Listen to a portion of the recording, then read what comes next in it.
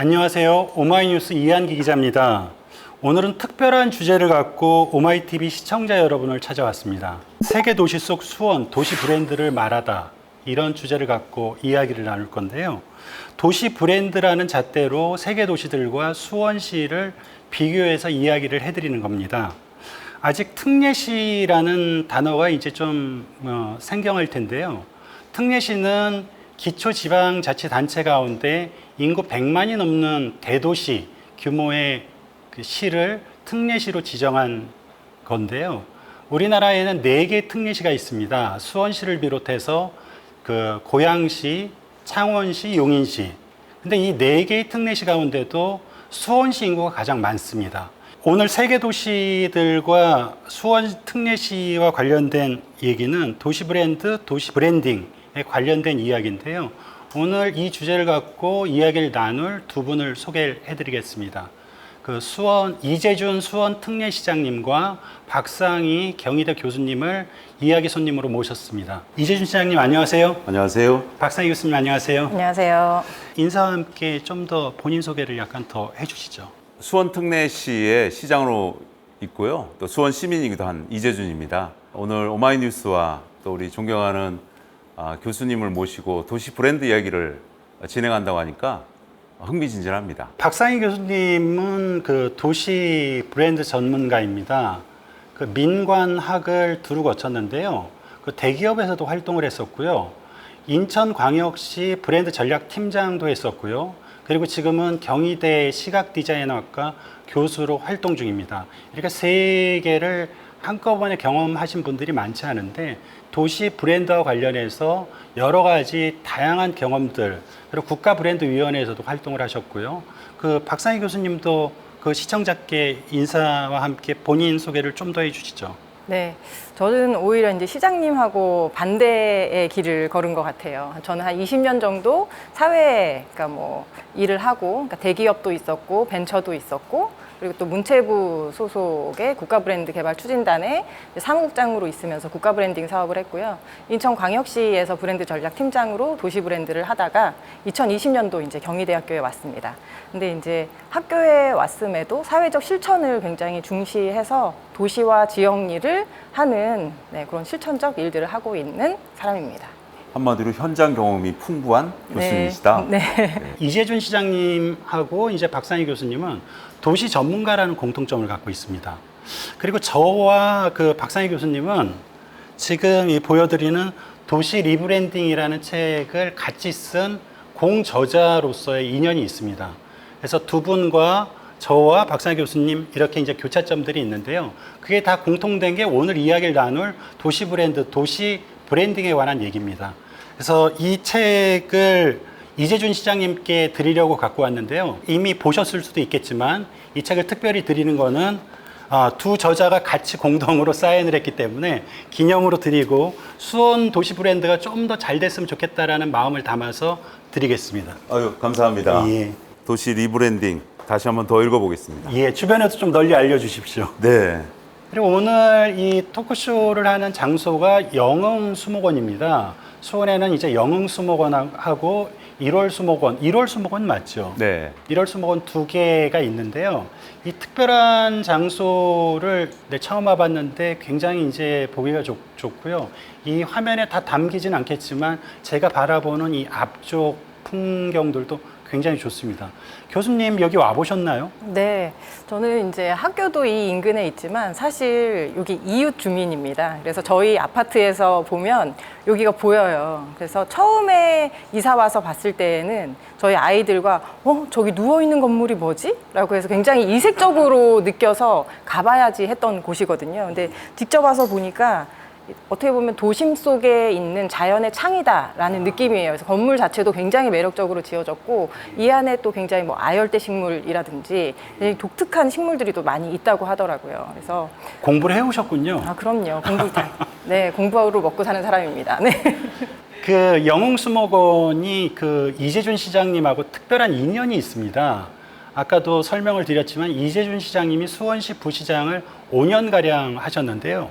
그때 이 영흥수목원이 그 박상희 교수께서 말씀하셨듯이 도시명 수목원이라는 좀 특징을 갖고 있어요. 이 도시명 수목원인 그 영흥수목원을 기획하고 만드는데 주도적인 역할을 그 부시장 시절에 하셨습니다. 그 좀 감회가 새로우시겠어요, 이 영흥수목원에 대해서? 네. 우리 수원 특례시는 2개의 수목원을 작년 5월에 개장했습니다. 동시에 개장을 했는데요. 제가 사실은 부시장 시절에 기획하고 추진했던 일들을 시장이 돼서 이제 마무리를 하고 준공을 한 셈이죠. 이런 수목원을 우리 수원시에 100만이 넘는 125만 수원 시민에게 돌려줄 수는 없을까 하다가 도심형 수목원을 생각했고요. 비용이 들지 않게 하는 방법이 뭐가 있을까 여러 가지 고민 끝에 사실은 영흥수목원은 비용을 전혀 들이지 않고 여러 가지 기법을 했고요. 1월 수목원은 절반은 국가가, 절반은 저희 시가 재정 부담을 했는데 어쨌든 잘 완성이 됐고 1년 만에 벌써 80만이 다녀갔습니다. 아주 인기가 좋고요. 아마 개장한 지 얼마 안 돼서 그렇지만 10년 뒤, 또 30년 뒤, 100년 뒤의 수목원을 생각하면 아주 가슴이 뛰고 그렇습니다. 예, 상당히 좀 의미 있는 실험이고 그 후세대, 그 우리 다음 세대까지 이어질 수 있는 가치 있는 투자라고 보고 이게 전체적인 의미에서 다 도시의 품격을 높이고 도시의 가치를 높이는 도시 브랜딩 활동이라고 할 수 있죠. 좀 오늘 얘기를 들어보면 이 영흥수목원의 이 과정도 좋은 그 도시 브랜딩의 그 과정 중에 하나라는 것을 좀 아실 수 있을 겁니다. 그럼 오늘 본격적인 주제 세계 도시 속 수원, 도시 브랜드를 말한다, 그 토론을 할 텐데요. 일단 토론에 들어가기 전에 여러분들이 흔히 많이 들어보셨겠지만 브랜드, 브랜딩, 리브랜딩 이런 단어를 들어보셨을 거예요. 이게 어떤 차이가 있는지 물론 비슷한 감은 오겠지만 구체적으로 정확하게 어떤 뜻인지 일단 박 교수님이 약간 설명을 해 주실 겁니다. 네. 브랜드는 사실 소비자가 사용하는 제품이나 서비스를 가리키는 이제 고유명사다라고 이제 말씀을 많이 하시기는 하는데요. 그 이제 어원부터 좀 살펴보면 스웨덴 고어의 불로 지지다에서 이제 시작했다고 해요. 그러니까 일반적으로 이제 동물 가축에 이렇게 인두를 이렇게 지져가지고 내 거다라는 소유의 표식이었기 때문에 소유라는 개념을 가지고 있고요. 예전 뭐 이집트 피라미드를 지을 때에는 몇십 년 동안 이제 피라미드를 지어야 되는데 한순간 벽돌 무언가가 잘못되면 이게 무너지잖아요. 그렇기 때문에 장인의 이름을 새겼다고 합니다. 그런 썰이 있어요. 앞에 거는 이제 좀 약간 정식이고 뒤에 거는 좀 썰입니다. 그래서 어느 벽돌이 잘못돼서 무너지게 됐을 때는 이제 책임을 지게 되는 거죠. 예. 그러면 이제 그 가족들이 다 멸족을 하게 되는. 그래서 어떻게 보면 이 브랜드의 어원은 소유와 책임 그것들을 다 가지고 있다라고 보면 되고요. 제가 요즘에 이제 정의 내리는 거는 차별적 경쟁력을 갖게 하는 모든 활동이 브랜드다라고 얘기를 하고 있어요. 차별성과 경쟁력. 네, 근데 경쟁이라는 단어를 쓰고 있지만 사실은 경쟁하지 않기 위해서 필요한 게 브랜드라고 생각을 합니다. 아. 그러니까 우리말로 하면 정체성이네요. 그렇죠? 그렇죠. 다음을 만드는 거죠. 그래서 수원이 수원만 가지고 있는 거. 그러니까 디퍼런트인 거고 수원이기에 말이 되는 거, 렐러번트. 예. 네, 이 두 가지를 충족시키는 것을 만들고 지속적으로 유지해 가는 걸 이제 브랜드라고 얘기를 하고 있고요. 예. 브랜딩은 그런 과정 전체를 다 브랜딩의 과정이라고 이야기를 합니다. 그리고 이제 리브랜딩이라는 거는 사실 우리 사람은 유한한 삶을 살잖아요. 많이 살아도 100세 예. 정도 사는데 사실 브랜드라는 거는 영생을 할 수도 있는 거기 때문에 이 라이프 사이클을 잘 타면서 쇠락해 갈 때에는 포지셔닝을 바꿔주면서 다시 강화시키고 이런 과정들을 반복을 하게 되는데요. 그런 과정들을 리브랜딩이라고. 사람들이 흔히 일상생활 속에서는 뭐 애플 아이폰이라거나 뭐 아디다스 나이키 스포츠웨어라거나 아니면 우리가 대표적으로 먹는 음료 중에 이제 코카콜라 이런 것들이 기업 브랜드잖아요. 근데 이거는 흔히 사람들이 직접 체험하고 경험하기 때문에 아는데 수원이 도시 브랜드다 하면 이거는 뭐지 하는 생각이 들 거예요. 그래서 뭐 기왕 얘기를 하셨으니까 도시 브랜드와 기업 브랜드의 차이를 짧게 한번 그 교수님이 설명을 좀 해주시죠. 브랜드의 개념을 장소에 붙였다라고 생각하시면 될 것 같아요. 그런데 제일 큰 차이는 기업이나 제품은 너무나도 명확한 고객과 KPI를 가지고 있지만 사실 장소는 모호합니다. 네, 이해관계자도 너무 다양해요. 투자자들을 목적으로 할 것이냐, 관광객을 목적으로 할 것이냐, 아니면 우리 수원시에 살고 있는 시민 대상으로 브랜드를 만들 것이냐에 따라서 굉장히 다양한 이해관계자가 얽혀 있을 수도 있고요. 그리고 명쾌한 KPI를 잡는다는 게 굉장히 어렵기 때문에 사실은 그런 브랜드 활동을 하기 위해서 드라이브를 거는 것도 굉장히 힘든 일이기는 하죠. 하지만 우리가 이제 브랜드라는 개념을 도입하게 된 거는 도시도 소비의 대상이 됐다는 겁니다. 예전처럼 우리가 태어난 곳에서 평생을 사는 것이 아니라 교육하러 가는 도시가 따로 있고 놀러 가는 도시가 따로 있고 요즘 뭐 이제 5도 2촌 막 이런 얘기도 있는데요. 내가 일하고 쉬는 또 도시들이 또 다 달라지잖아요. 그렇기 때문에 이 인구가 유연하게 흐르게 하기 위해서 그리고 각 도시가 사람들을 또 흡수하기 위해서는 비슷한 거, 잘 된 거 쫓아가는 게 아니라 우리 다음을 만들어야 되는 거거든요. 수원시 다음. 그렇기 때문에 그 브랜드 개념을 도시에 적용한 거, 그게 바로 도시 브랜드라고 보시면 될 것 같습니다. 역시 교수님이시네. 말씀을 잘해주시네요. 아, 교수님이셨잖아요. 또. 그랬나요, 제가? 도시를 운영하려면 기본적인 지표가 인구에 따라서 여러 가지 정책이나 예산이나 이렇게 집행되는데 어쨌든 특례시 중에도 이제 맏형격이라고 할 수 있는 수원 특례시를 운영하는 최종이자 최고 책임자이신데 전 교수님, 지금의 현 시장님, 도시 브랜드, 그러니까 수원 특례시라는 도시 브랜드 이거에 대해서 또 말씀을 한번 듣고 싶네요. 네, 기업은 보다 많은 자본을 획득하기 위해서 또 잘 팔리기 위해서 브랜드를 사용한다고들 말씀을 주시고 또 그렇게 하고 있는데요. 도시는 결국은 비슷한 속성을 갖고 있지만 잘 사는 곳으로 만들기 위해서 또 그렇게 느끼기 위해서 브랜드를 강조하는 것 같습니다. 예를 들면 프랑스 파리 같은 경우는 에펠탑, 런던 런던 아이라고 하죠. 런던 아이. 또 뉴욕의 자유여신상, 시드니 오페라 하우스 이런 물리적인 시설이 랜드마크이자 또 브랜드 역할도 동시에 했던 때가 있었는데요. 근데 지금은 좀 시대가 좀 변화하는 것 같습니다. 궁극적으로 보니까 그 안에 들어가는 사람을 위하는 게 가장 궁극적인 거구나라는 걸 최근에 깨달았어요. 결국 사람이 눈에 보인다는 거죠. 결국 도시 브랜드도 사람을 위한 건데 특히 그 속에 살고 있는 사람들이 야, 내가 정말 자랑스러운 도시에 살고 있다. 편한 도시에 살고 있다. 또 살고 싶은 도시에 살고 있다라는 것을 느끼게끔 이제 정치인 또 시장으로서 수원의 도시 브랜드를 그렇게 만들려고 하고 있습니다. 시장님은 이제 도시 전문가잖아요. 도시 설계, 도시 전문가이신데 강단에서 도시 브랜드를 받던 것과 시장 행정을 하는 시장으로서 도시 브랜드를 받던 느낌들에 대한 차이들이 있을 것 같아요. 그때는 아름답고 화려하고 예쁜 것을 추구하려고 그래요. 물론 그 안에는 역사성과 그 장소의 가치 이런 걸 담아내려고 노력은 했지만 근데 궁극적인 걸 못 봤어요. 사람이라는 제일 중요한 요소를 잘 고려를 못한 것 같습니다. 그때 조금 깨달았던 거는 이 제가 갖고 있는 여러 대안들 중에서 찾았던 대안들 중에서 그쪽에 살고 있는 분들의 의견을 듣는 것이 가장 적합하지 않냐라고 거기에만 매몰돼 있었는데 그게 아니라 결국 그 안에 살고 있는 사람들이 그 대안을 찾는 것도 중요하지만 그 사람에서부터 출발하는 게 제일 먼저다라는 생각이 중요해요.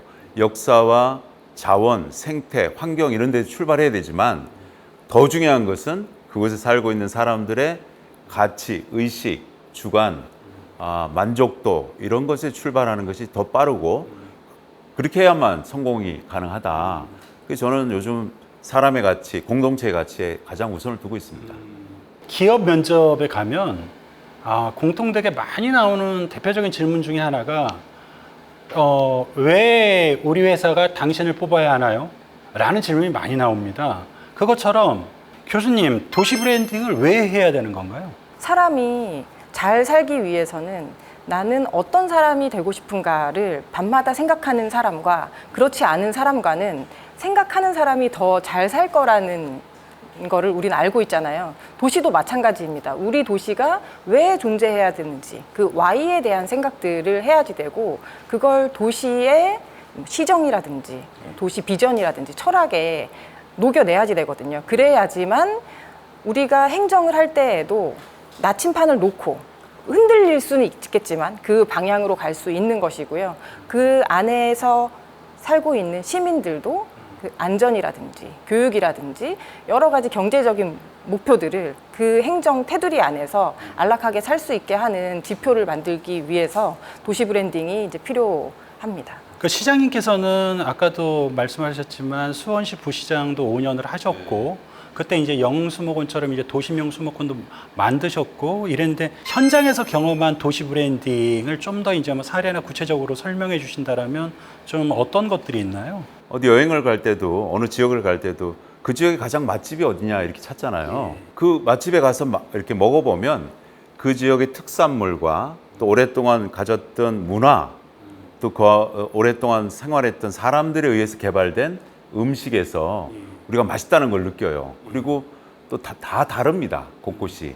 우리가 완도를 가면 다르고 목포를 가면 다르고 경상도 또 진주를 가면 또 다른 여러 맛집들이 있어요. 그것처럼 저는 도시의 브랜드라는 것이 그 도시에 오랫동안 내재되어 있던 여러 자원과 사람, 문화 속에서 결합된 것이 있어서 찾을 수 있다고 보는데 저는 뭐 그래서 결국은 사람 중심이다 생각해서 마을의 사람들이 자기 공동체성을 갖고 자기의 비전을 갖고 만들어가는 것이 시작돼서 그게 전체 도시로 결합되면 도시 브랜드가 될 수 있다는 생각을 이제 행정가 10년 전부터 했었는데요. 그래서 시작한 것이 마을 만들기였어요. 마을 주체 사람들이 자기 마을을 조금이라도 바꿔보려고 하는 것들. 뭐 시설 개선이든 아니면 자기가 좋아하는 취미 생활을 좀 더 공동체성을 갖고 하는 행위든 축제든 다양한 요소를 열어놓고 마을 만들기 시작했는데 굉장히 왕성하게 시작됐어요. 그 속에 내재됐던 게 뭐냐면 마을 계획입니다. 여러분 스스로 마을 계획을 해서 비전도 찾고 또 개선할 것과 또 더욱 강화할 문화적 요소도 예술적 요소도 찾으십시오라고 했던 지금도 그렇게 이어가고 있는데요. 요즘 우리 드라마에서 각광받고 있는 수원의 장소 한 곳이 있습니다. 행리단길이라고 수도권에서 아마 젊은이들이 가장 핫한 곳으로 이름을 매기고 찾아옵니다. 그러다 보니까 드라마 각종 영화 촬영지도 많이 각광을 받아요. 예를 들면 우영우 선제 없고 티어라는 최근에 드라마도 있었고 뭐 셀 수 없을 정도로 많이 드라마가 촬영됐는데 왜 젊은이들이 거기를 좋아하느냐 몇 가지 요소가 있습니다. 요즘 SNS를 좋아하는 친구들이 옛것 우리 화성도 보이고 예전에 60, 70년대 골목길도 보이고 현대적인 맛집도 있고 현대적인 세련된 즐길거리도 있고 그러니까 동시에 여러 곳을 보고 느끼고 즐기고 또 SNS 찍으면 그 화면에 잘 그런 것이 드러나니까 뭐 여러 가지 요소 때문에 거기를 많이 찾는다 그래요. 근데 그 마을이 사실은 10년 전에 축제를 한번 제가 열었는데 세계적인 축제 한 달 동안 차 없이 살자 대신 도시 재생 사업을 제가 여러분들 하겠습니다. 마을길도 깨끗하게 정비하고 또 뭐 쓰레기가 있는 곳도 정원으로 만들어주고 간판도 바꿔주고 또 퍼사드 건물 인면도도 바꿔줄 수 있습니다라고 협약을 잘 맺어서 전격 시행을 했어요. 그리고 한 달 동안 차 없이 생활을 해봤습니다. 그리고 전 세계 그것이 중계됐고 자부심도 느꼈어요. 그러고 나서 이제 그 동력에 의해서 그 이후에 상인들, 마을 주민들이 스스로 마을의 발전을 위해서 한 10년 지난 현재까지 이뤄낸 것이 행리단길입니다. 그러니까 스스로 자기 마을의 정체성을 찾아간 대표적인 마을이라고 볼 수 있는 거죠. 수원시를 안 와봤던 분들은 잘 모를 수 있으니까 행리단길이 구체적으로 어느 쪽에 있는 거리죠? 우리 수원 230년 전에 정조대왕이 만든 계획도시가 수원의 원형인데요. 그 안에 동네가 행궁동입니다. 행궁동의 일부분의 길이 행리단길이라고 이름 지어졌어요. 그럼 역사적인 맥락도 상당히 안고 있는 길이네요. 그렇죠. 옛것 성곽도 보이고요. 또 뭐 주변에 미술관과 공원도 많고 옛날의 추억의 골목길도 보이고 또 젊은이들이 좋아하는 맛집도 굉장히 많이 늘어났습니다. 그러다 보니까 젊은이들이 사랑하는 곳이 됐습니다. 시장님 말씀하시는 것처럼 진짜 수원은 컨트라스트가 명확해서 더 역동적인 것 같아요. 그러니까 그런 행궁동에 있는 역사적인 건물들도 있지만 어떻게 보면 지금 막 신도시로 커가는 공간들도 있고 수변 공간도 가지고 있고 굉장히 다양한 자원들이 충돌해서 흥미로운 대조를 보여주는 대표적인 도시인 것 같아요. 그리고 지금 마을 만들기 말씀을 하셨는데요. 원래 예전에 1900년대만 해도 제1, 2차 세계대전 이후에는 국가 브랜드 활동들이 굉장히 활발했어요. 왜냐하면 나라를 재건해야지 되니까는요. 네, 그래서 하이라키로 탑다운으로 우리 국가는 이런 국가가 될 거야 하고 이렇게 그냥 찍어 눌렀단 말이에요. 근데 그게 드라이브가 걸렸어요. 왜냐하면 정보가 한 방향으로 흐르기 때문에. 근데 이제 21세기에 이제 넘어오면서는 이 도시나 지역의 다양성들을 국가가 컨트롤하기가 힘들어졌습니다. 그래서 도시 브랜드가 한동안 떴어요. 2000년대 넘어오면서부터는요. 근데 그리고 이제는 지방자치도 활성화됐고. 그렇죠. 예. 네, 이제 분산이 예. 됐고요. 근데 지금에 와서는 이 도시 자체에 너무 아름다운 마을들, 다양한 사람들, 이야기들, 역사가 너무 많은 거예요. 이걸 도시가 다 품기에는 더 마이크로해진 거죠. 그래서 국가, 도시, 이제 마을 단위까지 내려왔고, 근데 그럼에도 불구하고 두 개의 축으로 가야지 되는 게 도시라는 거, 국가라는 거에서 큰 방향성을 만들어 놓고 우리가 행정은 해야지 되지만 또 마을마다 만들어지는 그런 다양성들을 어떻게 포용할 것인가. 이런 부분들도 국가에서 함께. 도시로, 도시에서 마을로 그렇죠. 내려왔다 이거죠. 네, 그리고 이런 것들을 또 다시 안으면서 갈 수 있는 또 큰 그릇이 도시 브랜드에서 만들어져야지 되고. 그런 흐름 속에서 보니까 예전에는 그 브랜드나 랜드마크가 시설물 중심으로 갔었는데 하드웨어 중심으로 갔는데 지금은 소프트웨어, 이야기 중심으로 가는 것 같아요. 스토리텔링. 스토리텔링이죠. 결국 그 스토리텔링에 의해서 드라마도 만들어지고 K-팝도 만들어지고 그래서 아마 대한민국이 정서적인 면에서 내재되어 있는 것도 있지만 세계적인 나라로 점점 커지는 것 같습니다. 그래서 제가 좋아하는 얘기 중에 하나가 스토리가 쌓이면 히스토리가 된다라는 말을 좋아하거든요. 그러니까 그런 스토리가 켜켜이 쌓이면 이제 히스토리 역사가 되는 거죠. 뭐 한꺼번에 역사가 생기는 게 아니니까. 수원 특례시 도시 슬로건이 수원을 새롭게, 시민을 네. 빛나게로 알고 있는데요. 이 도시 슬로건에 담긴 의미하고 이와 이 슬로건에 걸맞는 시민들을 위한 여러 가지 정책들을 좀 피셨을 텐데 네. 그거에 대해서 좀 시장님 말씀을 해주시죠. 우리 시 얘기를 조금 드리면 그 슬로건이 수원을 새롭게 시민을 빛나게입니다. 줄이면 새롭게 빛나게. 더 줄이면 새빛이에요. 새빛. 새빛. 셋빛 그러면 경상도 전라도고요. 새빛 그러면 수도권에 가깝습니다. 새빛 정책 시리즈는 뭐 관에서 행정에서 이렇게 정한 건 아니고 공모를 이렇게 해보면 시민들이 의외로 그걸 새빛이 들어가는 걸 좋아해요. 예를 들면 새빛 민원실, 새빛 톡톡, 새빛 돌봄, 새빛 하우스 시리즈로 또 계속 있는데 아마 제가 임기 말 뭐 계속 되면 더 많이 늘어날 것 같아요. 그래서 수원은 새빛 정책 시리즈로 간다 이렇게 해도 과언이 아닌데 대표적인 몇 가지를 좀 소개시켜드리면 엊그저께 행자부의 혁신 행정, 적극 행정의 대상을 받은 대상지인데요. 새빛 민원실입니다. 민원실 시층 1층을 아주 아름답게 리모델링을 싹 했어요. 호텔인지 정원인지 또 여기가 시청인지 모를 정도로 아주 쾌적하게 만들어 놓고 그 속에 30년 가까이 되는 베테랑 공무원들을 분야별로 다 모셨어요. 그래서 찾아오는 민원인들을 1대1로 정성스럽게 상담을 하고 그분들, 상담한 공무원들이 대신 공무원들을 만나서 민원 해결을 가고 민원인은 앉아서 커피 한 잔 맞고 쾌적한 공간에서 있으면 5분, 10분, 15분 뒤면 모든 민원들이 빨리 정리돼서 해결한다는 겁니다. 특히 이때는 복합 민원들이 이과 저과 이렇게 많이 다녀야 되는 복합 민원들이 순식간에 해결됩니다. 마지못해 지금 최후의 보루로 와서 적극적으로 자기가 찾아와서 상담을 하는데 잘 얘기가 안 들어요. 왜 그러냐? 공무원들은 20년, 30년을 이렇게 하다 보면 이것을 잘못 이야기하면 또 각종 법적인 조치가 당할 것 같고 또 다른 민원이 될 것 같기도 하니까 굉장히 소극적으로 대답을 하게 됩니다. 또 그렇게 습성화돼요. 그게 나쁜 게 아닌데 이걸 어떻게 해결할까 생각해 보니까 공무원이 공무원한테 물어보면 즉각 대답을 해줘요. 빠르죠. 빠르죠. 부담이 없으니까 이렇게 하면 되고 저렇게 하면 안 되고 그래서 솔직하게 이야기해줘요.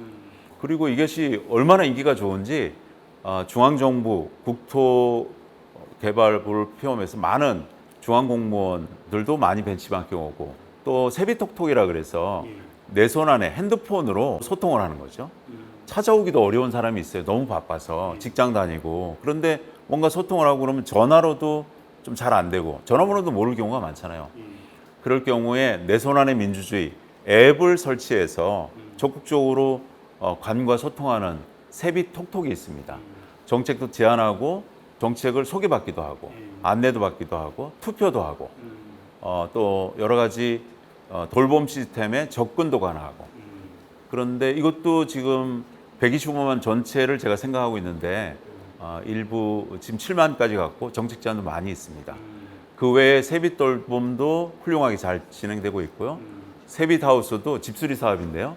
이것도 아주 잘 인기 폭발로 지금 가고 있습니다. 세빛 시리즈가 지금 각광을 받고 있습니다. 그 로직 자체도 좋네요. 슬로건을 줄였고 세빛으로 이렇게 그 로직이 돼 있으니까 세빛 시리즈면 이런 서비스일 거야라는 게 이제 사람들이 예측이 인식도 하고. 가능하고. 브랜드 관점에서 보면 사실 브랜드라는 게 필요한 이유가 보증을 해주기 때문에 그렇거든요. 그러니까 이 브랜드 무엇이라는 상표가 붙은 것들을 사면 적어도 나를 실망시키진 않겠네. 나한테 어떤 베네핏을 주겠네라는 신뢰가 쌓이게 되는 거예요. 그러니까 이게 세빛이라는 이름이 이제 브랜드가 되어서 세빛이 붙으면 수원에서 보증해주는 어떤 서비스를 내가 받게 되는구나. 보증수표. 그렇죠. 이제 보증수표를 막 날리시는 거죠. 수원의 네. 세빛 정책 시리즈는 나이키보다 더 우월합니다. 구글보다 더 우월합니다. 그리고 좀 이게 제가 놀란 부분이 뭐냐면요.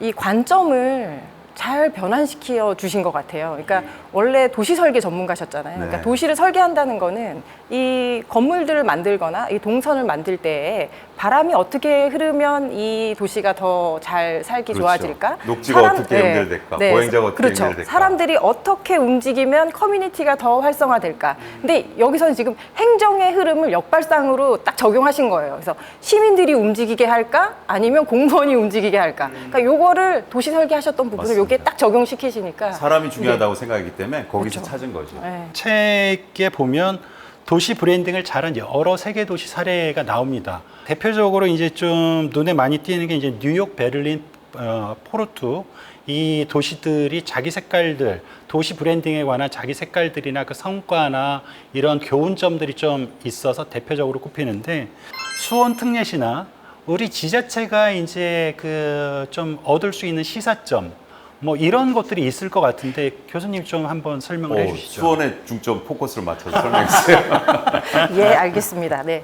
우리 이제 도시 브랜드라고 하면 사실 브랜드가 예전에는 상징이라고만 생각했던 때가 많아요. 그러니까 브랜드명 혹은 브랜드 로고 타입. 그러다 보니까 우리가 도시 브랜드 만든다 그러면 또 슬로건 바꾸는 거 아니야? 아니면 또 뭐 로고 타입 바꾸는 거 아니야? 이렇게 생각을 하는데 사실 그 시각물은 빙산의 일각의 아주 작은 부분이거든요. 근데 그걸 크게 느끼는 이유는 시민들 입장에서 혹은 관광객 입장에서 가장 먼저 눈에 띄기 때문에 그렇거든요. 근데 사실은 그런 상징을 만들기 전에 도시의 비전을 만들고 도시 시민들의 삶을 어떻게 만들 것인지 설계하고 그리고 우리 도시가 필요한 게 진정 뭔지 정말 랜드마크를 만들어서 사람들을 유입시킬 건지 관광객을 유입시킬 건지 아니면 산업 구조를 바꿔서 재편해서 투자가 유치되게 하고 산업이 활성화가 되게 할 것인지 혹은 지금은 뭐 물론 우리 수원시에 산다 그러면 자긍심을 느끼는데 그렇지 못한 도시들도 있잖아요. 이 도시의 시민이라는 게 사실은 부끄러워서 여기 사는 사람이 아니라고 얘기하고 싶은 분들도 있잖아요. 그럴 때에는 도시의 자긍심을 높이는 캠페인이 사실은 도시 브랜드의 가장 큰 역할이 될 수도 있어요. 산업 구조 변화에 따른 도시 리브랜딩도 브랜딩 리브랜딩도 네, 있잖아요. 맞습니다. 그 뭐 박 교수님이 우선 좀 짧게 말씀 좀 해주시죠. 네, 이 물이라는 거를 굉장히 중요하게 생각을 해요. 수원이 물입니다. 그렇죠. 물의 근원 수원. 네. 그러다 보니까 정말 수원은 물의 근원이더라고요. 근데 왜 물을 중요하게 생각하냐면요. 우리 문명이 어디서 시작됐지? 라고 생각을 하면 다 물과 관련돼서. 강가예요. 네. 마을도 우물가를 중심으로 마을이 그렇죠. 형성됩니다. 네, 근데 왜 그렇지라고 생각을 해보면 너무나도 당연해요. 살기 위해서는 물이 필요하고요. 그리고 우리가 고립적으로 살 수 없잖아요. 관계를 맺으면서 살아야 되는데 관계를 맺고 이동을 하려면 물이 필요해요. 강을 건너가야 되고 강을 타고 가야 되고 바다를 넘어가야 되거든요. 그래서 저희가 보면 도시 브랜드 중에서 성공한 사례라고 꼽히는 케이스들은 죄다 항구 도시들이에요. 항구 도시다. 네. 해양 도시들이에요. 왜 그렇지? 라고 보면은 가장 산업의 물살을 많이 타는 곳이기도 해요. 왜냐하면 물물 교환, 유통, 뭐 물류 뭐 이런 것들이 2차 산업, 3차 산업, 4차 산업 이렇게 변화되면서 가장 크게 역동적으로 변했던 곳들이 물 주변에 있는 도시들이에요. 그러다 보니까 포지셔닝을 바꿨어야 되는 거예요. 우리 막 조선업으로 막 성공했다가 혹은 뭐 자동차 산업으로 막 했다가 이런 산업 구조들이 바뀌면서 가장 크게 흔들리고 가장 먼저 쇠락하고 가장 먼저 공동화가 일어났거든요. 그러다 보니 산업 구조가 바뀔 때마다 리포지셔닝을 하는 거예요. 혹은 리크리에이션을 해야지 되고 혹은 리인포싱을 해야 되는 거예요. 지금 이 시대의 가치에 맞는 게 없다면 새롭게 만들어야 되죠. 그게 이제 빌바오 같은 사례입니다. 빌바오는 뭐 철강이나 이런 쪽으로 굉장히 발달했다가 이게 이제 쇠락을 하게 되면서 30% 이상의 실업률을 아마 했을 거예요. 그래서 그때 필립 코틀러를 초청을 해서 물어봤다고 합니다. 우리가 이게 도시를 다시 부흥시켜야 되는데 어떻게 해야 되냐. 근데 필립 코틀러가 그 얘기를 했대요. 에펠탑이 없잖아요. 그래서 여기에서 이제 구겐하임 미술관을 유치를 합니다. 근데 단순히 랜드마크를 만들어서 부흥을 한 것이 아니라 그것과 함께 문화예술 관련된 인프라가 도시를 다 덮었어요. 네. 그래서 거기 안에서 경제 가치가 창출이 되고 또 관광객들이 오고 문화가 부흥하고 이러면서 이제 빌바오가 다시 성장을 하게 됐죠. 그래서 이 산업 구조라는 것들은 어차피 변할 수밖에 없다. 모든 도시나 사람이나 브랜드는 다 라이프 사이클이 있는데 그 라이프 사이클에 맞춰서 계속 리브랜딩을 해야지 되는 맞습니다. 거죠. 그런 관점에서 네. 보면 수원도 지금 많이 변화하고 있어요. 한때 수원이 굉장히 재정적으로 우수했던 수부 도시였습니다. 경기도청도 있는 수부 행정도시고요. 또 대기업이 16개 정도 있었던 주로 제조업이었는데요. 그 제조업들이 다 떠났어요. 땅값이 싸고 또 세금이 싼 지역으로 다 지방으로 내려가거나 해외로 갔던. 그래서 지금은 제조업 대신에 연구과학으로 바뀌었습니다. 연구소가 굉장히 많이 살기 좋은 도시 수원이라고 그래서 정주율이 높으니까 연구원들이 정착하기 좋은 도시로 이름이 나서 수원에 이제 연구소가 많이 와서 제조업에서 연구도시로 과학 연구도시로 바뀌고 있고요. 바이오가 또 자리를 잡고 있어요. 그래서 저는 두 마리 토끼, 반도체와 바이오를 동시에 같이 성장시키려고 하는데 반도체에서 바이오로 지금 넘어가고 있는 추세고요. 예전부터 갖고 있던 히스토리, 역사 문화는 그대로 유지해서 그걸 갖고 이걸 세계적인 브랜드로 만들 수 없을까 해서 지금 생각하고 있는 게 시민들과 함께 글로벌 축제로 수원의 축제를 만들자. 특히 수원 화성문화제 그리고 그 속의 하이라이트인 1박 2일 동안 거행되는 정조대왕 능행차 이거는 세계적인 프로그램입니다. 그래서 정부에도 설득하고 있고 시민들하고도 그걸 설득하고 있는 중에 작년에 저희가 글로벌 축제 문광부로부터 3대 축제로 대한민국 3대 축제로 지정을 받았는데 물론 재원도 좀 받았습니다만 그걸 토대로 K 축제로 대표 축제 글로벌 대표 축제로 정조대왕 능행차가 자리 잡을 수 있도록 열심히 노력하고 있어요. 늘 시대에 따라 변해가는 거죠. 사람들이 수원하면 대표적으로 꼽는 게 극한 직업에 나온 치킨집도 있지만 네. 어쨌든 화성행궁 수원 화성 이거를 많이 꼽고 감탄을 해요. 수원시에서 각별히 이 부분에 대해서 더 신경을 쓰고 그 관리를 하고 그러고 있지 않나요? 수원 그러면 역시 가장 큰 랜드마크와 브랜드는 뭐냐 그러면 수원 화성입니다. 230년 전에 정조대왕이 만들었던 그 성곽과 그 안에 도시 형태가 화성인데요. 계획도시죠, 철저하게. 우리나라 최초의 계획도시인데 복원도 잘했고 보존도 잘했어요. 그래서 세계적인 유네스코 문화유산으로 선정되기도 했습니다. 97년도 선정됐으니까 세계적인 문화유산 중에서도 꽤 많이 일찍이 된 겁니다. 자랑스럽게 생각이 되는데요. 저는 늘 퇴근할 때 좀 늦게 하는데 밤에 수원 화성을 지나면서 또 골목길을 지나면서 시장도 지나고 이러는데 그 야경도 참 아름답습니다. 여러분들 밤에 수원 화성을 한번 산책하러 오십시오. 정말 아름다운 세계적인 도시입니다. 아마 우리 수원 시민들도 큰 자부심을 가지고 있을 텐데 수원에 살고 있다는 것이 저도 참 수원에 살고 있다는 게 자부심을 갖고 있을 정도로 아름답습니다. 시민들에 의해서 복원 사업이 시작됐는데 87년도부터 시작돼서 본격적으로는 89년도부터 시민들 손에 의해서 시민들이 주장을 했어요. 복원하자. 그래서 지금 1단계, 2단계, 3단계, 4단계까지 와서 거의 행궁은 완전 복원이 됐습니다. 2030년까지 화성을 잇는 이끼 사업이 도심지에 조금 남아 있어요. 한 2,500억 정도 들어가는데요. 그것만 연결되면 완전 복원이 됩니다. 시장님 앞에서 말씀드리긴 좀 그렇지만 내 임기 동안 뭔가 가시적인 성과를 내고 싶어 하잖아요. 근데 그런 거는 그 가시적인 성과를 좀 포기하고 좀 그 오랫동안 좀 지속해서 이어서 하는 일들이 필요한데 수원시가 수원 화성 관련해서는 굉장히 모범적으로 했네요. 정치인들은 늘 그런 유혹에 빠지는데요. 근데 저는 원래 도시계획과였어요. 도시계획과는 20년, 30년 뒤를 보고 계획을 하는 그렇게 훈련돼 왔고 그렇게 많은 일들을 해왔습니다. 그래서 저는 임기 4년 동안 뭘 꼭 이룬다. 4년 동안 이루려고 그러면 빛과 번쩍한 랜드마크를 세우면 됩니다. 그러면 사람들이 많이 주목합니다. 근데 시대적으로 그게 옳지가 않고요. 20년 뒤에 수원을 위해서 지금 놓아야 될 바둑알이 뭔가를 고민해서 아주 심도 있게 놓고 있습니다. 미래 수원 기대하셔도 좋습니다. 그럼 다음 주제는 공간의 재해석인데요. 쓸모 없었던 것처럼 보인 유휴 공간을 새롭게 그 기획해서 재창조하고 재탄생시켜서 굉장히 시민들이나 외부인들의 사랑을 받는 랜드마크 같은 걸로 변모한 케이스들도 있는데 이런 좀 성공 케이스와 시사점 관련해서 교수님이 먼저 좀 말씀을 해주시죠. 프랑스의 여기도 이제 항구 도시입니다. 프랑스의 이제 제1의 항구 도시 마르세유가 있죠. 여기도 사실은 공업 도시로 굉장히 이제 성장을 했었고 여기가 이제 담배 공장이었어요. 그래서 어마어마한 그 규모의 이제 담배 공장에서 시민들이 거기에 이제 대부분이 이제 거기가 직장이었었죠. 그런데 이제 담배라는 산업도 사실은 이제 거의 다 쇠락을 했기 때문에 이 공간도 담배 공장을 폐쇄하게 된 거예요. 그러다 보니까 어마어마한 실업률이 이제 발생을 하게 됩니다.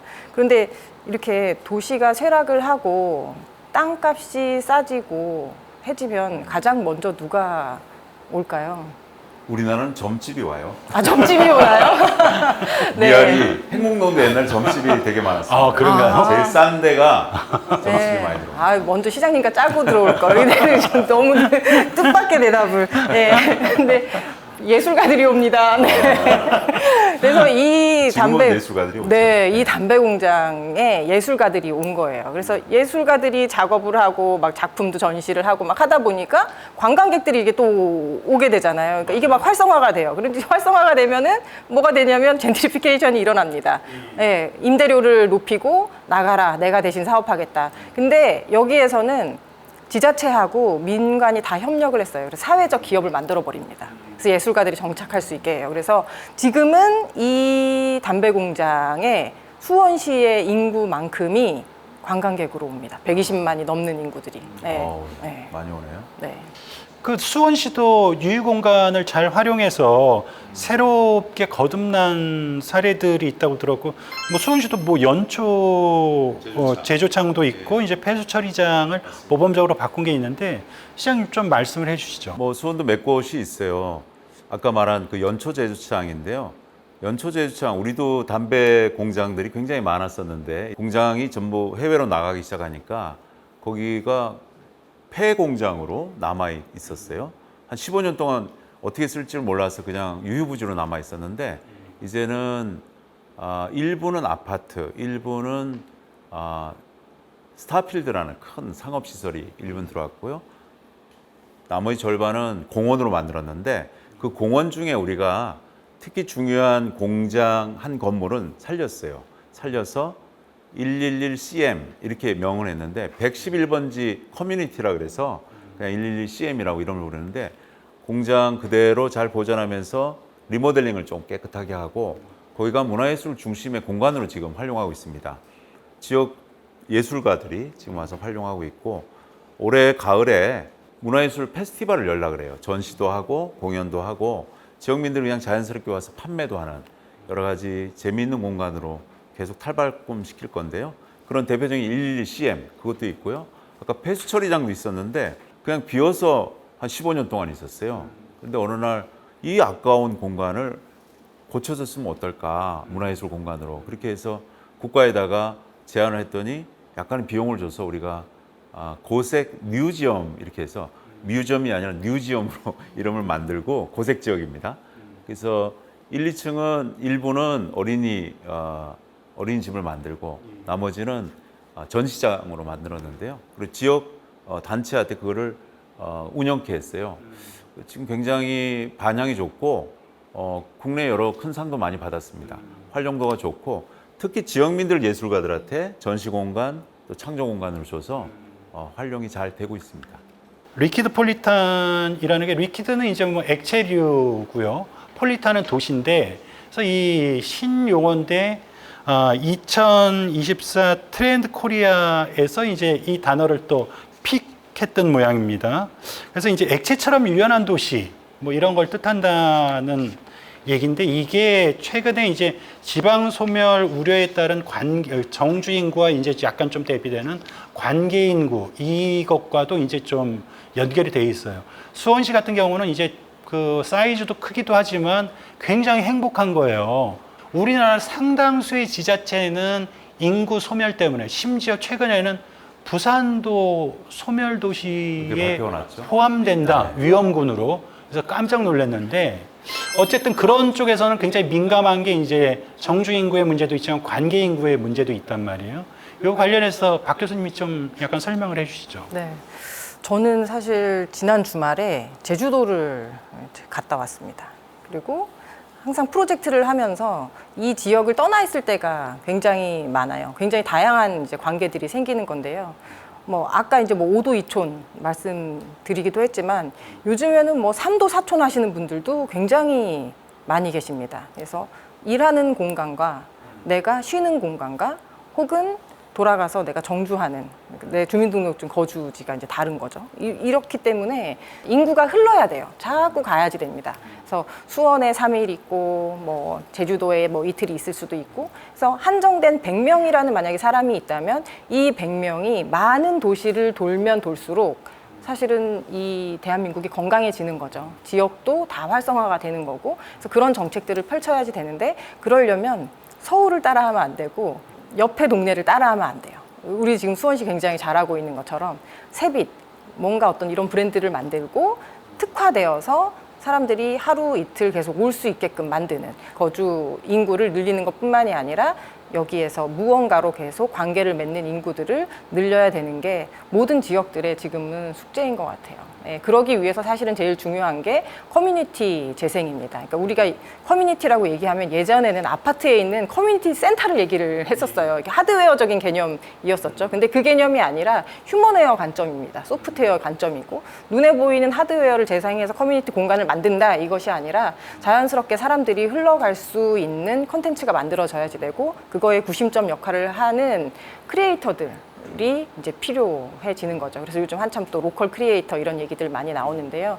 그런 어떤 앵커 공간들이 만들어지고 그 공간을 창조적으로 만들 수 있는 사람들이 형성이 돼야지 되고 그래서 거기 안에서 커뮤니티가 흐르게 하는 그런 정책들이 굉장히 필요한 지금 시점이죠. 우리 수원이 우호도시를 협약을 맺으러 봉화군을 찾았는데 얼마 전에 갔습니다. 너무 산세가 좋고 물도 좋아요. 우리 도시민들이 느낄 수 없는 좋은 공간이 있습니다. 2시간 반밖에 걸리지 않습니다. 그래서 봉화군수한테 수원시가 투자할 테니까 봉화군청의 소유 땅을 임대해달라. 그러면 멋진 야영장, 농산물 판매장을 만들겠다.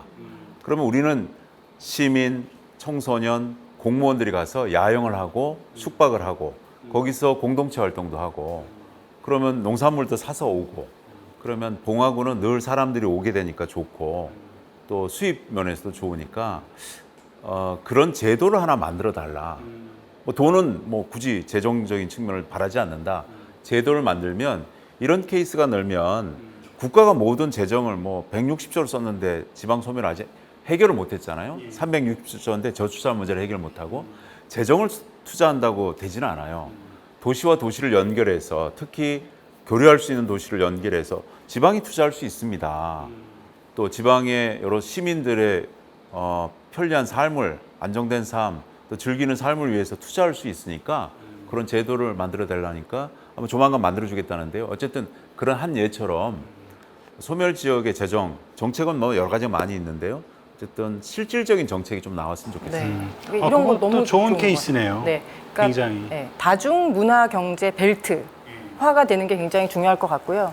왜 마이스 산업이나 이런 것도 굉장히 중요하잖아요. 예전에는 뭐 코엑스다, 뭐 킨텍스다 해서 이런 지붕이 있는 물리적인 공간에서의 마이스만 생각했는데 이제 지붕 없는 마이스, 그러니까 유니크 베뉴를 찾아가는 거죠.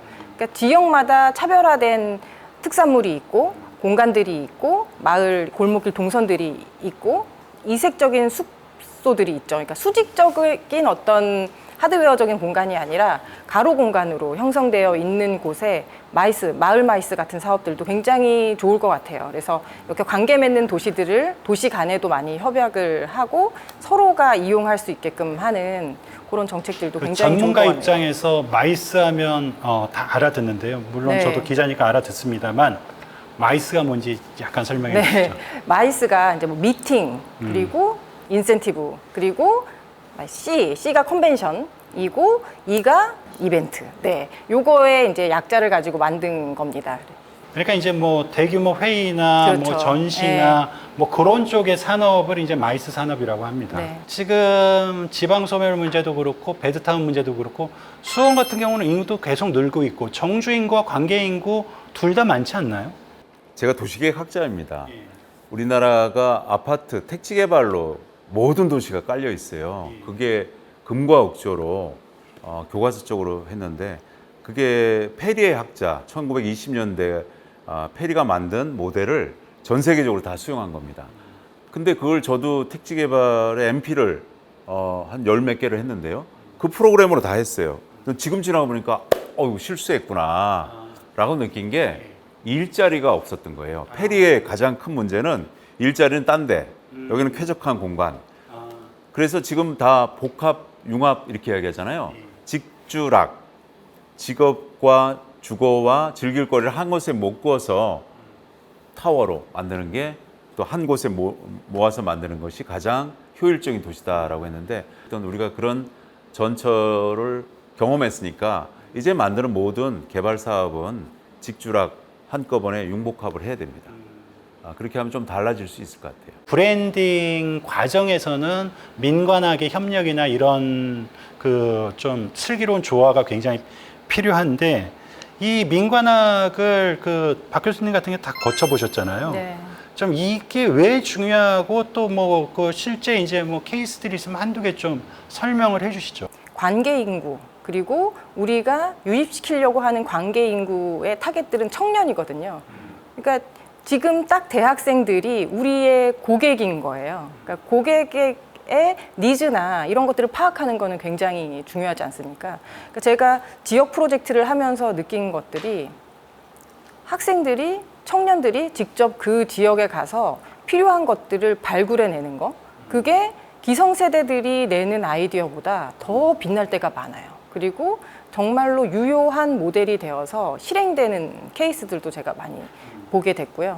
또 하나는 대학 내는 로컬과 글로벌이 섞여 있어요. 모든 나라에서 대학에 오고 여기에서 배우고 전 세계로 흩어집니다. 소우주 같아요. 정말 유니버시티예요. 예. 그래서 이런 대학과 또 지자체, 공공기관 그리고 산업이 함께 한다 그러면 미래의 어떤 성장 동력을 찾는 데 있어서 더 좋은 성과들, 가시적인 결과들을 낼 수 있지 않을까. 그러니까 기성세대들이 나와서 있는 곳에서는 전문적인 영역들로 해서 더 크리에이티브 레벨들을 높여주겠죠. 근데 우선 그 고객의 눈높이들을 알 수 있는 거는 굉장히 좋은 모델을 대학에서 가지고 있다. 그래서 제가 학생들한테 맨날 그 얘기해요. 라떼는 아무도 우리 얘기 안 들었는데 요즘은 정말 다 여러분들의 이야기를 들으려고 하고 여러분들이 내뱉는 그런 어떤 니즈들이 다 산업화가 되고 있다. 네. 그래서 그런 것 수원시청에서 최근에 민관하게 좋은 사례가 하나 있어요. 아주 소프트한 건데요. 우리가 세비톡톡이라는 프로그램 앱을 개발해서 집정민주주의를 실현하자, 서로 소통하자라는 프로그램을 만들었는데 우리 시 관내 5개 대학 중에 한 군데인 아주대학교 행정학과가 좋은 프로그램인데요. 우리 행정 그 자체를 행정학과 수업으로 연결시키겠습니다라고 해서 세비톡톡 자체를 아예 행정학 한 수업으로 들어가게 했어요. 그러니까 한 학기를 했는데 학생들은 이걸 모니터하고 가이드하고 또 결과를 정리해서 발표를 하는 거죠. 그래서 더 좋은 세비톡톡의 운영 방안을 개선해 주는데 이제 2학기에도 똑같이 개설합니다. 그러니까 학과 과목이 살아있는 과목으로 시민들의 생각을 읽고 또 시민들한테 전달하고 관은 중간에서 그 의견을 조합해주고 서로 연결해서 하는 좋은 사례인 것 같아요. 제가 그 준비 과정에서 얼핏 관계자한테 들었던 얘기는 이제 마을 리빙 랩 사업인가요? 그래서 미니 소방서 같은 경우 이제 좁은 골목에 들어가는 미니 소방서의 문제나 이제 그 빌라 근처에 이제 그 전봇대나 빌라 앞에 쌓이는 이제 쓰레기는 이게 누구의 책임인지 아파트보단 불분명해요. 그것들을 좀 모범적으로 시민들이 같이 아이디어를 내고 참여하면서 좀 작은 성과들을 만들었다는 얘기를 들었는데 네. 시장이 한번 설명을 해주시죠. 수원의 대표적인 사례인데요. 마을 리빙랩의 성공 사례입니다.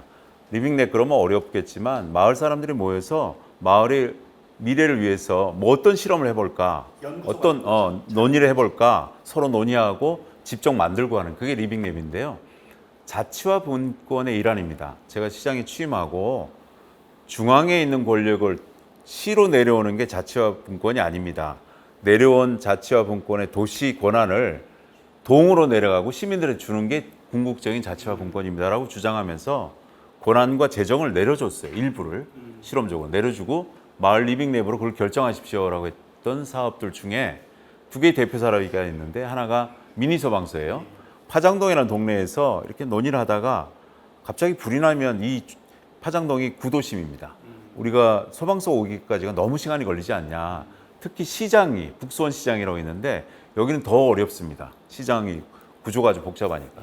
그래서 미니 소방기구를 몇 가지를 세트로 해서 설치를 마을 곳곳에 했어요. 근데 얼마 전에 불이 났어요. 그 북수원 시장에서.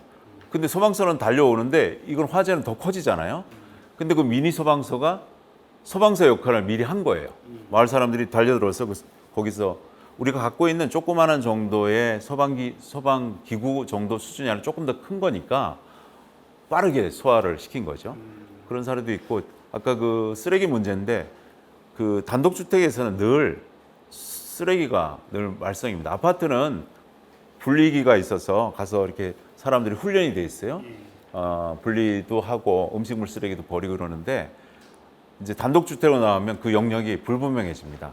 동네 어딘가가 지저분하게 내면 쓰레기차가 와서 가져가는 정도의 수준이었는데 그거를 마을 사람들이 에코스테이션이라는 이름으로 아파트에 있는 것보다 더 좋은 쓰레기 분리 장치를 만든 거죠. 그리고 음식물 쓰레기 처리장도 넣고 그래서 아주 훌륭하게 지금 돼서 그 에코스테이션 자체를 단독주택마다 지금 더 넓히려고 하고 있어요. 아주 우수한 사례입니다. 제가 서울 성북구에 사는데 이 얘기는 반드시 성북구청장님한테 전달을 해야 되겠네요. 이런 민원은 나쁜 민원은 아니잖아요. 우리 동네도 수원처럼 좀 이렇게 좀 쾌적하게 살 수 있게끔 행정을 해주세요. 라고 이제 저도 주민의 한 사람으로서 건의를 해야겠네요. 오늘 제가 얻은 가장 큰 성과네요. 이제 토론이 거의 이제 끝나갔는데요. 교수님 좀 오늘 토론 어떠셨나요? 간단한 소감이랑 오마이TV 시청자께 마무리 인사를 좀 한 말씀 해주시죠. 네.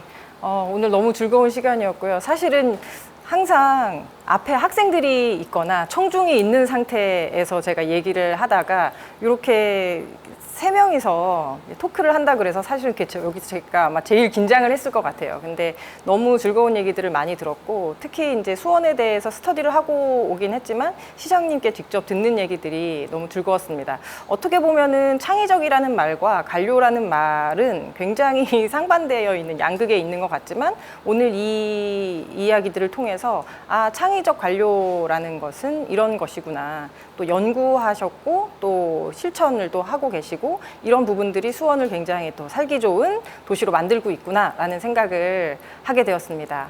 새로운 빛을 본 것 같습니다. 네, 감사합니다. 시장님 오늘 토론 어떠셨나요? 그리고 시청자께 한 말씀 해주십시오. 네, 도시 브랜드를 다시 한번 생각하고 또 많이 배우는 시간이었어요. 즐거운 시간이었습니다. 수원은 스토리가 있고 첨단 과학이 있는 도시인데요. 최근에 한국 지역경영원이라는 기관에서 살기 좋은 도시 순위를 발표했습니다. 근데 예전에 한 7위 정도 됐던 수원이 몇 년 사이에 2위를 등급했습니다. 1위가 안 된 건 좀 안타까운데요. 수원은 정말 살기 좋은 도시로 점차 변모하고 있습니다. 1등 살기 좋은 도시로 더 노력하겠습니다. 시민 여러분들과 함께 하겠습니다. 여러분 잘 보셨나요? 그 도시 브랜딩, 리브랜딩의 최고 가치는 인간다운 삶을 지향하는 공동체를 만들어 나가는 거라고 봅니다. 그러니까 우리가 살고 싶은 도시, 그리고 우리 자식들에게 물려주고 싶은 도시, 그리고 우리 자식들이 살고 싶어 하는 도시, 이런 도시를 만드는 게 목표이자 목적 아닐까 싶습니다. 그래서 오늘은 이재준 수원특례시장님과 박상희 경희대 교수님 모시고 이런 주제, 도시 브랜드, 브랜딩, 리브랜딩 관련한 이야기를 좀 나눴고요. 수원특례시를 비롯해서 많은 지자체들이 좀 더 나은 도시를 위해서 많이 노력을 하고 있는 걸 압니다. 그 발걸음을 응원하면서 오늘 이 토크쇼 토론회는 이걸로 마치도록 하겠습니다. 고맙습니다. 감사합니다. 고맙습니다.